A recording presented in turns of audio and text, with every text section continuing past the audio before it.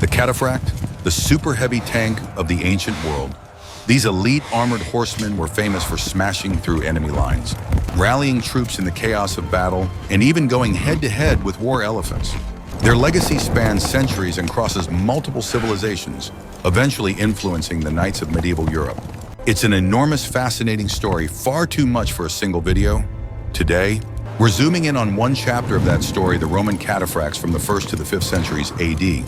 Along the way, we'll get a glimpse into the world of the late Roman Empire, especially the rapidly changing, conflict-heavy landscape of the East. The evolution of cavalry didn't start with Rome.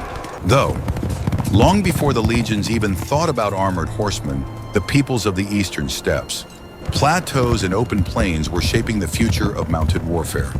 These Bronze Age tribes were among the first to fully embrace fighting on horseback. At first, their cavalry was light and mobile, but over time, thanks to increasing competition and the constant arms race of ancient warfare, they began adding more armor, better weapons, and new tactical innovations. The nomadic lifestyle made them natural pioneers. Constant movement, constant conflict, and constant pressure to adapt meant they were usually ahead of the curve. But they also lacked one major ingredient: resources. Producing heavy armor at scale was difficult for societies that moved often and didn't have large industrial centers. That's where hybrid civilizations, those with both nomadic and settled elements, began to shine. The Assyrians are one of the earliest great examples. They had the organizational power and economic foundation to experiment with armored cavalry. And they passed that torch to the Achaemenid Persians. The Achaemenids took mounted warfare seriously, using cavalry as a key pillar of their massive empire. While their armies contained many troop types, their noble cavalry traditions would become especially influential in shaping the later cataphract style. It was this Persian elite, the mounted kinsmen, that helped inspire the Macedonians. When Philip II and Alexander the Great began reshaping Greek warfare, they built their own elite cavalry corps, the companion cavalry. These weren't fully armored cataphracts, but they were a major step toward true heavy cavalry. The companions showed just how devastating a disciplined shock charge could be, first grinding down Greek enemies, and then helping Alexander tear through the Persian Empire. But the real explosion of innovation happened after Alexander's conquest. His empire fused Eastern and Western military traditions in ways never seen before. Alexander himself began incorporating former Persian cavalry into his forces. And after his death, his successors, the Hellenistic kings, continued this practice on a much larger scale. Among these successors, the Seleucids became the major driving force behind the fully armored cavalry style. Antiochus the Great in particular fielded some of the earliest recorded cataphractoi horsemen, clad in complete armor and armed with long lances. Roman historian Livy describes them as horsemen in complete armor, and early battles proved they were extremely effective. Other Eastern powers quickly followed suit. Meanwhile, back in Italy, the Romans had no idea how the mounted arms race was evolving. For centuries, they had relied on the strength of their infantry, and for the most part, it worked. But as Rome expanded eastward in the 200s BC, they ran into armies that fought very differently. During their wars with the Hellenistic kingdoms, they encountered Seleucid cataphracts for the first time at Thermopylae and Magnesia.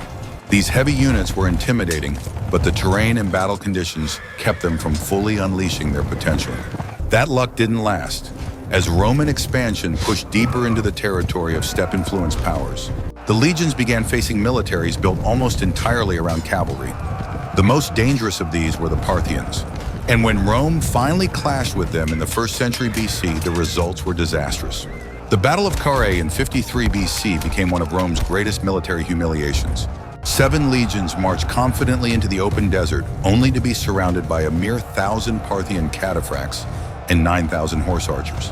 The Roman infantry, unmatched in close combat, but painfully slow, couldn't catch the archers, nor withstand the brutal charge of armored cavalry. The legions were shredded by arrows, crushed in the final assault, and almost completely annihilated. That was the moment Rome realized something had to change. The Romans began adding more cavalry and ranged units to their armies. But Italian recruits simply weren't suited for this style of combat. Instead, Rome turned to its allies and subject peoples, especially those with Eastern or steppe backgrounds, to provide specialized units. Cataphracts first appear under Roman command during the Great Jewish Revolt in the 1st century AD. Josephus describes elite horsemen dismounting to defend a breach at the siege of Jotapata in 67 AD. He notes that they were covered in armor and carried kontoi, long, heavy lances associated with cataphract warfare. These were almost certainly not Roman citizens, but allied cataphracts sent by client kings. Still, their presence shows that Roman leadership was starting to experiment with super heavy cavalry. But this early use was inconsistent, occasional, opportunistic, and far from standardized. The first official Roman cataphract unit doesn't appear until the reign of Hadrian around 130 AD, the Ala Rangalorum et Pannoniorum Cataphractata, stationed in Moesia Inferior. This was an auxiliary regiment, not Romans, but provincials serving in the Roman army raised to counter the rising threat of the Sarmatians, one of the most feared steppe cavalry cultures of the time. The Sarmatians rode strong. Armored horses used long lances and could combine shot combat with skilled archery. Any Roman unit meant to oppose them had to match at least some of their capabilities. But here's the key, these early Roman cataphracts weren't truly full cataphracts yet. The iconic image of a fully armored rider atop a fully armored horse didn't apply to them. Armor was incredibly expensive. It required rare materials, skilled craftsmanship, and horses strong enough to carry it. Even when such horses were available, they could tire quickly under heavy loads, especially before the invention of stirrups and high-back saddles, which gave riders better balance and support. So early Roman cataphractarii used partial armor, instead scale or mail shirts for the riders, some chest armor for the horses, and the distinctive Roman four-horn saddle. It wasn't perfect, but it offered much greater mobility and endurance. The true cataphracts in Roman service were still foreign, especially the Sarmatians. Tens of thousands of them were settled inside the empire and served for generations, even in far-flung places like Britain. But Rome itself was changing. As the empire settled deeper into the east, and as new threats emerged, its own cataphract units became heavier and more advanced. The next big leap came with the rise of the Sassanid Empire. The Sassanids revived and expanded Persia's cavalry traditions, introducing fully armored cavalry known as klibinarioi, literally ovenmen, a reference to how completely they were enclosed in metal. These warriors were terrifying to face and extremely difficult to stop. One of the few Eastern powers able to stand against them was Palmyra. This wealthy desert kingdom had its own heavy cavalry, which fought the Sassanids and later challenged Rome itself. During the crisis of the 3rd century, Queen Zenobia's forces even broke away from the empire and established an independent Palmyrene empire. But when Emperor Aurelian marched east to reclaim the region, he crushed Palmyra, and in doing so, absorbed its military traditions. This is the moment when fully developed cataphracts truly settled into Roman military structure. From here, Roman cataphracts would undergo a rapid evolution in equipment, organization, and battlefield role, eventually becoming one of the most feared cavalry types of the late empire. To really understand how Roman cataphracts developed, we need to take a closer look at what they wore, how they fought, and how these units evolved over time. Early cataphractarii and later klibinarii shared a common purpose, but their equipment and battlefield performance reflected very different stages of Roman military adaptation. The early versions of the cataphractarii were impressive for their time, but still far from the iconic, fully armored image we usually associate with cataphracts. Horses typically wore just partial barding, usually on the chest. This might be bronze or iron scales stitched into leather, or sometimes lamellar plates strung together. Riders wore mail or scale shirts, plus helmets, arm guards, greaves, and sometimes decorative face masks that gave them a surprising, almost eerie presence in battle. Their main weapon was the kontos, a massive two-handed lance about 4 meters long. Because it required both hands, riders had to rely on their saddle for stability. The Roman four-horn saddle actually provided enough grip for powerful thrusts, even without stirrups. A well-driven kontos could knock a man off his feet, pierce armor, and reportedly even punch through 2 layers of chainmail in a single strike. As backup weapons, cataphractarii usually carried a spatha, a long cavalry sword, and a dagger. Over time, though, as Rome absorbed Palmyrene equipment and faced increasing pressure from the Sassanids, the cataphractarii evolved into the klibinarii, the true super-heavy cavalry of the late empire. These later units were covered in armor head to hoof. A klibinarius horse wore full barding made of lamellar or scale plates, arranged in sections so the animal could still move. Specialized armor protected the neck and head, creating a wall of metal that looked almost mechanical in its completeness. Some sources even mention armored coverings for the horse's feet to protect them from caltrops, small spike devices scattered on the ground to slow down cavalry. This level of protection required highly trained horses, skilled craftsmen, and enormous investment. Individual soldiers couldn't afford it. By the late Empire, the state had to fund these kits. Emperor Diocletian even ordered the creation of 2 new specialized armor workshops dedicated specifically to producing cataphract equipment, bringing the total in the entire Roman Empire to just 4. That's how rare and expensive this gear was. The riders themselves were just as heavily outfitted. They wore lamellar cuirasses reinforced at the joints with mail-segmented plate armor for their limbs, and helmets with pronounced ridges and dramatic plume designs. Some helmets included full face masks. Others had a chainmail aventail, leaving only the eyes exposed. Even their boots were armored with metal sabatons. Their main weapon remained the contos, but later versions included support hooks and rests that helped stabilize the lance on impact, allowing them to deliver even more force. This was still centuries before the era of medieval couch lance techniques, but you can already see the beginnings of that evolution here. Clibonari generally came in 2 types. Scutari Clibonari, melee-focused, using shields spathae and sometimes maces. Sagittari. Clibonari, mounted archers wearing the same heavy armor, but armed with composite bows instead of shields. But in practice, many units mixed and matched weapons. Roman cavalry of this era was incredibly diverse, and strict categories rarely held up on an actual battlefield. Recruitment also changed over time. Early cataphractarii were mostly drawn from eastern provinces or steppe-descended populations. But by the time of the late Empire, Clibonari could be recruited from nearly anywhere. Some named units trace their origins to Gallic regions, likely because Sarmatian veterans had settled there generations earlier and passed down strong riding traditions.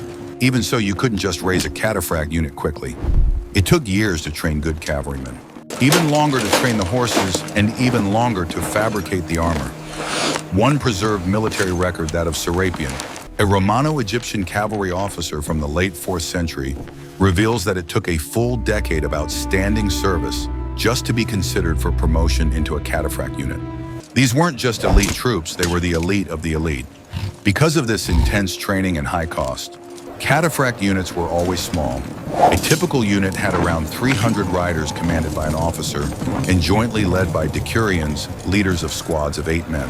The Notitia Dignitatum, a late Roman administrative document, lists 19 such units across the empire. If all of those were fully staffed, which is unlikely, that would be about 700 men. In reality, the number was probably far lower, with perhaps only 1,000 available at any given time. That scarcity is part of why they were so feared. Cataphracts weren't common when they showed up. You knew something major was happening. Most of these units served on the empire's most active frontiers, particularly the east, where Rome was locked in a centuries-long struggle with the Sassanids and various nomadic groups. At first, cataphracts were simply part of field armies' elite, but not special in a ceremonial sense. But over time, they became increasingly associated with the emperor himself. By the era of Constantine, there were dedicated imperial guard units of cataphracts who traveled with the court, reinforcing the idea that these warriors symbolized raw imperial power. The training for cataphracts is poorly documented, but we can infer a few things. Recruits likely trained in their native traditions first, whether steppe-style riding or Eastern cavalry tactics, and then adapted to Roman drills once incorporated into the army. Their regimen would have included conditioning for both rider and horse formation practice, weapons work, and probably mock engagements. Still, nothing could substitute for actual combat experience. Most cataphracts had spent years, sometimes decades, fighting before ever earning their place in the unit. In battle, Roman cataphracts were used like a sledgehammer. They formed the mailed fist of the army, capable of smashing enemy formations with raw momentum. Their armor allowed them to shrug off missile fire, close in and deliver devastating hits where the commander needed them most, whether to break a flank or strike directly at an enemy general. Their approach involved a controlled trot to maintain formation, then a sudden acceleration at the moment of impact. Once their charging mass and long lances hit home, few enemy units could withstand the blow. But they had weaknesses too. Their heavy armor made them tire quickly, and they weren't suited for prolonged melee. A wise Roman commander supported them with horse archers and lighter cavalry to maintain mobility. To understand how cataphracts actually performed, we can look at their long, though unevenly documented service history. After the defeat of Palmyra and the restoration of Roman control in the late 3rd century, the empire entered another chaotic phase. Aurelian's assassination in 275 triggered a string of unstable rulers, and Rome's enemies took advantage. Cataphracts found themselves fighting on almost every major frontier, especially against the Sassanids and steppe nomads. But by now, the Roman army had adapted. With heavy and super heavy cavalry integrated into their forces, Roman commanders could finally match the cavalry-heavy tactics of the East. Rome even launched deep campaigns into Mesopotamia, sacking the Sassanid capital of Ctesiphon not once but twice. One of the most remarkable accounts from this era comes from Vegetius, who describes cataphracts fighting against Sassanid war elephants. According to him, pairs of armored horses were hitched to chariots, each carrying a cataphract armed with a long sarissa. Their combined armor and mobility allowed them to harass the elephants effectively, piercing their defenses while avoiding trunk strikes and missiles from the riders atop the elephants. It's hard to imagine chariots overloaded with armor horses thundering toward elephants under a blazing sun, but the fact that these tactics were recorded suggests they were used more than once, and with some success. As the 3rd century closed, Emperor Diocletian established the Tetrarchy and reformed the military. Larger budgets, better recruitment, and a stronger logistical backbone all helped increase the number and quality of cataphract units. Constantine carried this legacy further, creating specialized workshops and founding the famous Schola Scuderiorum Clibinariorum, one of the premier imperial guard units. By the 4th century, Roman cataphracts were a regular and deadly feature of the battlefield. They fought in major civil wars, frontier battles, and campaigns against barbarian invasions. One of their most famous showings came at the Battle of Turin in 312 AD, where Constantine clashed with Maxentius. Maxentius fielded numerous clibinari, described in one account as a terrifying sight, horses and men completely covered in iron, a moving wall of steel advancing across the plain. Their charge was devastating, a massive armored wedge aimed straight at Constantine's center. But Constantine anticipated this tactic. By deliberately opening gaps in his line, he allowed the clibinari to push too far forward, then closed in around them, trapping them. Light troops armed with heavy iron clubs targeted the riders' heads, exploiting one of the few weaknesses in their armor. Horses panicked, stumbled, and fell. Riders were crushed or pulled down in the chaos. The supposedly invincible clibinari were completely destroyed. The battle demonstrated a crucial truth: cataphracts were incredibly powerful, but not unbeatable. Those who understood their limitations could counter them. Few enemies had that level of experience, though, which is why cataphracts continued to dominate battlefields long after. Throughout the mid-4th century, they fought in major engagements at Mursa in 351, where they helped secure victory through combined bow and lance tactics. At Autumn in 356, where they chased down a large Alemanni force, and at Strasbourg in 357, where they initially broke, but later rallied and helped turn the tide. In multiple battles, cataphracts arrived just in time to rescue surrounded infantry, smash enemy cavalry, or break barbarian lines wide open. But even their strength wasn't enough to save the Western Roman Empire. As economic collapse, political instability, and non-stop invasions took their toll, the West fell apart in the late 4th and early 5th centuries. Yet the cataphract tradition didn't die. It lived on in the Eastern Roman Empire, the Byzantines, who preserved and expanded heavy cavalry tactics for centuries. They refined armor, introduced new saddles and stirrups, and developed devastating combined arms tactics that would influence medieval warfare. The story of the cataphract was far from over. Although the Western Roman Empire eventually collapsed under the weight of internal crises and external invasions, the legacy of the cataphract continued far into the future. The Eastern Roman Empire, the Byzantines, would become the true inheritors of this formidable cavalry tradition. But before we reach the medieval era, it's worth closing the chapter on the Roman cataphracts by exploring their final period of service, how they shaped the late empire's military identity, and why they ultimately vanished. By the end of the 4th century, Rome's super heavy cavalry had become a symbol of military prestige. These units, once rare and experimental, were now an established part of the armed forces, appearing in imperial guard formations and elite field armies. But even as they became more prominent, the world around them was changing faster than the Roman military could adapt. Throughout the late 4th and early 5th centuries, the empire faced massive pressures: Gothic migrations, Hunnic invasions, internal fragmentation, and economic breakdown. Cataphract units, elite as they were, faced the same challenges as the rest of the army: shortages of funding, declining manpower, and political instability at the top. Still, they continued to play important roles on the battlefield. Cataphracts remained one of Rome's most feared shock troops, capable of delivering decisive strikes where the line was collapsing or where enemy formations needed to be broken. When they appeared, it meant the empire was committing its finest, but their deployment was now increasingly reactive. Instead of being used in sweeping campaigns of conquest, cataphracts were called in to plug holes, reinforce crumbling defenses, or counter sudden barbarian incursions. The late empire simply no longer had the strategic flexibility or resources to employ them in the grand, offensive manner of earlier centuries. This shift can be seen not only in military records, but in the broader transformation of Roman society. Wealth was being funneled into defensive structures, fortifications, walls, fortified cities rather than into the expensive cavalry units that once symbolized Rome's offensive dominance. Heavy cavalry required strong horses, skilled armorers, long-term training, and a stable logistical system. As the Western Empire's infrastructure collapsed, fewer and fewer regions could support the requirements of a true cataphract corps. The East, however, survived long enough to maintain this tradition. But before looking ahead, we should walk through some of the late Western engagements that give us a final glimpse of Roman cataphracts in action.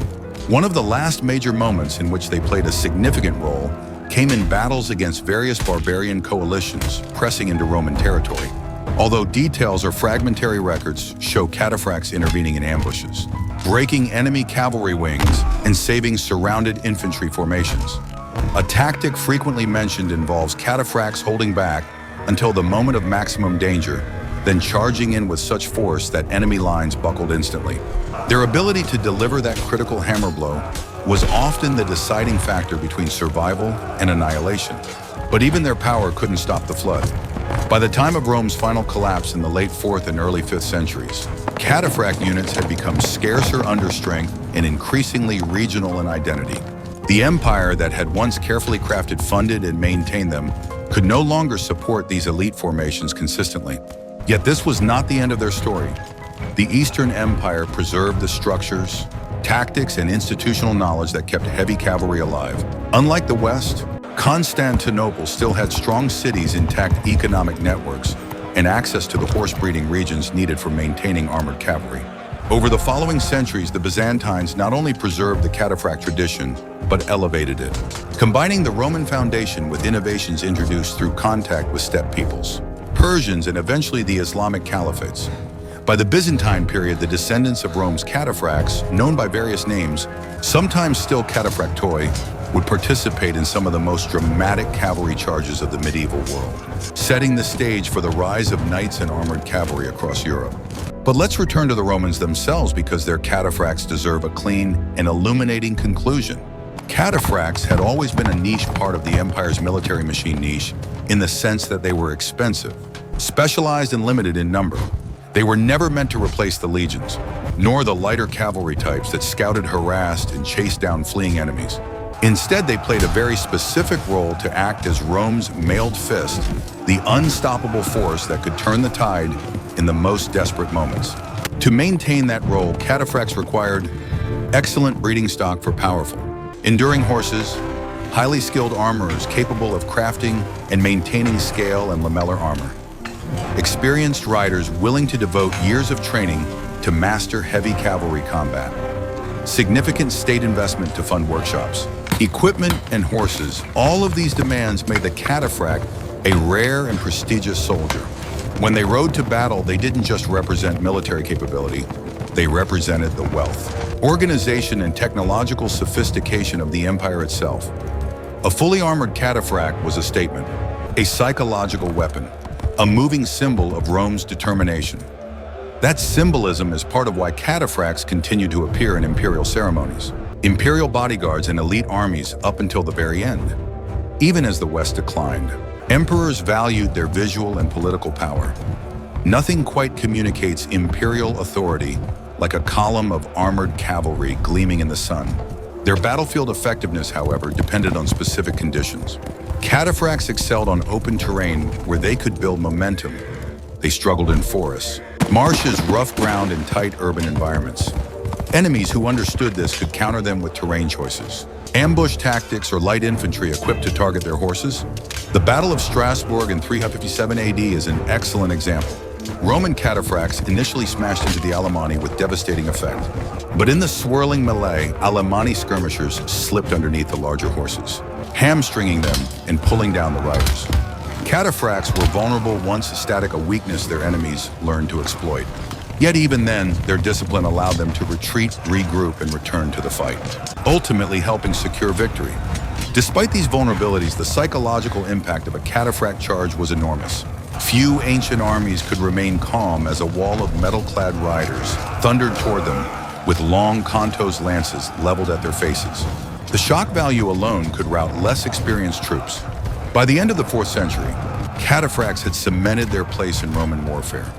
They fought Huns, Goths, Persians, Alemanni, Saxons, and countless other enemies across the empire's collapsing frontiers. In battle after battle, they saved Roman armies from destruction or delivered the final blow that secured victory. They were in many ways the last great symbol of Rome's military evolution, a fusion of Eastern innovation and Roman discipline. The collapse of the Western Empire meant the end of Roman cataphracts in their original form, but their legacy didn't fade. As technologies like the stirrup spread westward, armored horsemen became increasingly viable, even in regions that had once struggled to maintain them. Over centuries, this would lead to the rise of medieval knights, spiritual descendants of the cataphracts, continuing the tradition of armored shock cavalry. And in the East, the Byzantine military kept the tradition alive with even greater sophistication. Their manuals, including the famous Strategicon outline complex, combined arms strategies involving armored cavalry, horse archers, infantry support, and tactical feigned retreats techniques shaped by centuries of experience, much of it inherited from Rome's cataphracts. So while the Roman cataphract disappeared as a distinct unit, the ideas they represented, heavy armor, long lances, disciplined shock tactics, combined arms coordination, lived on and shaped the history of warfare for over 1,000 years. The journey of the cataphract is the journey of military innovation itself. From nomadic warriors of the steppes to Persian nobles, from Hellenistic kings to Roman emperors, and finally to the armored knights of medieval Europe, the story of the cataphract is one of adaptation, evolution, and endurance. Thank you for joining us on this deep dive into one of history's most fascinating cavalry traditions. Let us know which unit you'd like to explore next. And if you enjoyed this exploration of ancient warfare, be sure to check out our other episodes.